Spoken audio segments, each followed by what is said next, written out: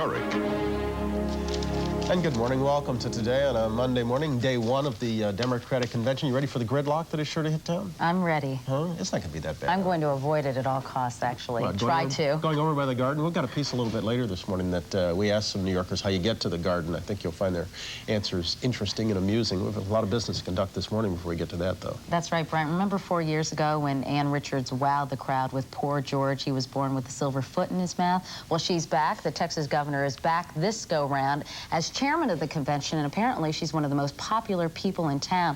We're going to be having a conversation with Ann Richards in this hour. And a couple of people who'll be front and center at the convention will be joining us a little bit later this morning. Aretha Franklin will be in our last half hour, and as soon as we get done with news and weather, we'll be talking with the vice presidential nominee, Senator Al Gore.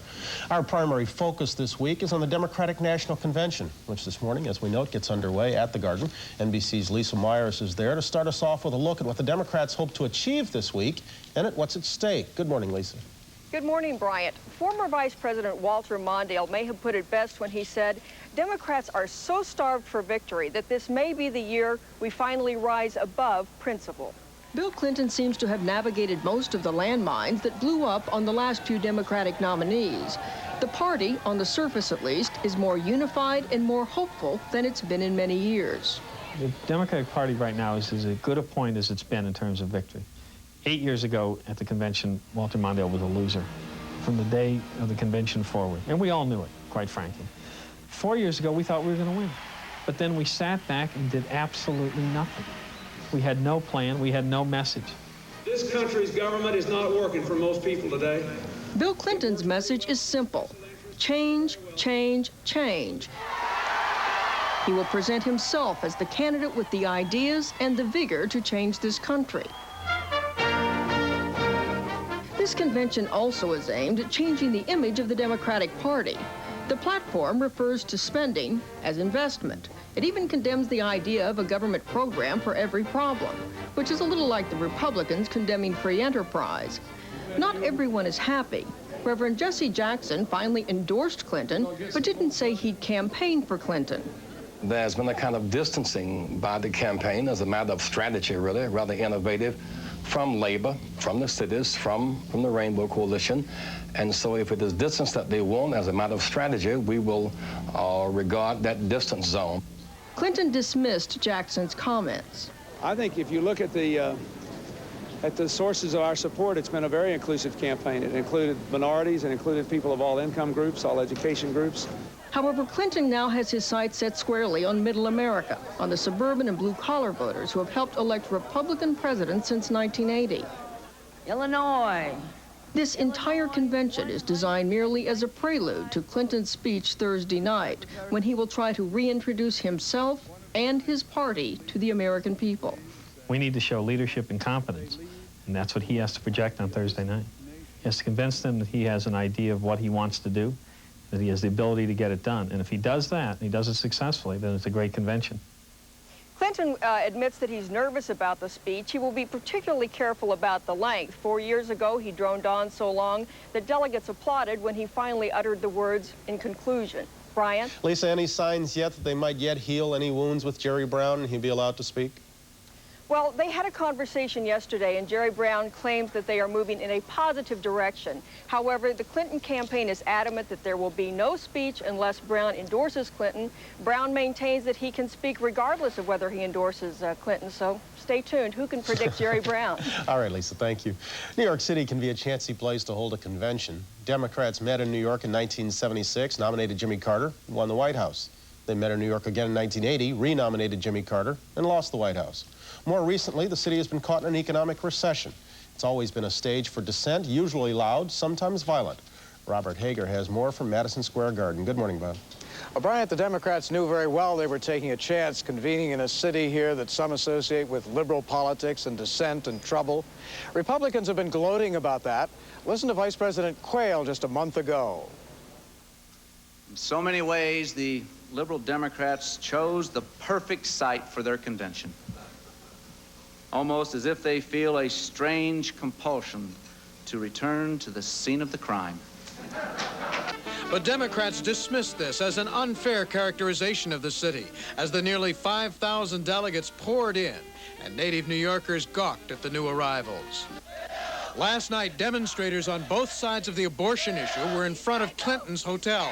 But police here vow the convention won't be disrupted. Assistant Chief Dennis Ryan. We are going to be using some of every piece of equipment that this department owns, from bomb trucks to robots, horses, motorcycles, scooters, and we'll have helicopters overhead.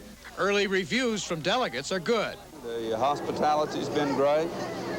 We couldn't ask for being treated in a better manner than we have thus far. The streets are cleaner. The people of New York seem like more friendly and more out of their way to welcome the convention. I'm impressed with it. Fascinating and enjoyable, and the people here have been very helpful to us. Well, as you say, twice before in the last 16 years, Democrats have met in this city.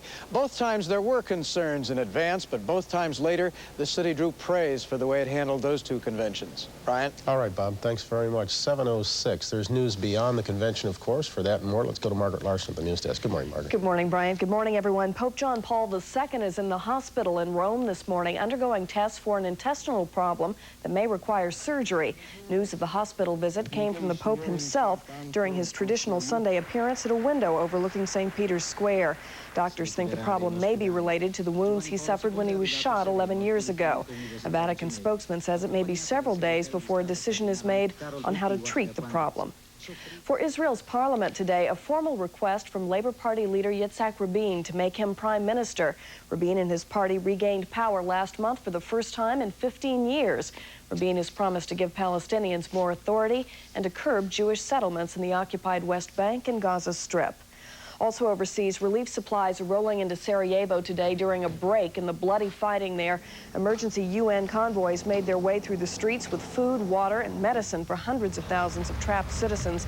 More than 1,000 tons of supplies have now been airlifted to the city. Here at home, the star of the rock group Guns N' Roses is free on bail this morning, facing charges stemming from a riot at a concert in St. Louis last year. Axl Rose was arrested by federal agents at New York's Kennedy Airport Sunday after a flight from Europe. St. Louis authorities charged him with assault and property damage last summer after he plunged into a crowd at a Guns N' Roses concert and a riot broke out. Rain is expected to fall on much of the country again today, and once again, some places face the threat of dangerous storms. Parts of northwestern Ohio got clobbered by tornadoes on Sunday, with the Toledo area getting the worst of it. Several homes were destroyed in one area. Residents were still shaking as they looked back on the experience. I seen that thing start, and I was in the garage looking out the side window of my garage, and I called my son-in-law. I said, look, it's coming this way, this way. I said, everybody in the basement. I took everybody down the basement. At least 4 cities and towns were hit by the twisters, but no one was reported hurt. In New York, among the delegates to the Democratic Convention this year is Mark Glenn, a member of the delegation from Georgia. He's never even voted in a presidential election, but nobody questions his public spirit. Mark is only 18 years old. He is the convention's youngest delegate. He had to miss the convention briefing by Georgia party officials to attend his high school graduation. That's the news now at almost 7:09. Back to Bryant and Katie. That's a nice note. All right, Margaret, thanks so very much. Let's go on down to that man of the people himself. He's in the nation's capital this morning, running for office as always. Willie, how you doing? Good morning. Hi, good morning to all of you. And I'm thinking about good old New York. Take a look. I'm even wearing my New York tie. This one I don't think is yours, Katie. No, it's not. It has taxi cabs on it. That's right. This is the one we use for the Macy's Day Parade. And this is all New York scenes on this tie. And we wish all the delegates the best week in the world. They're in the greatest city in the world. Stop at the Carnegie, get some chicken soup. Nothing will heal a political wound like chicken soup. Nothing will make a winner smile like chicken soup. Madison Square Garden. I remember the last time I was there, Honey Bear Hickey, a trick rope artist, lassoed me in the rodeo. One of the great moments of my career. So enjoy New York, enjoy New York. Here is a fraternity celebrating its 150th birthday. Take a look, Kappa, Kappa, Kappa. This was taken about 1890. Something like that back in Dartmouth and Hanover, New Hampshire, and say they're one of the oldest fraternities in the United States. That's a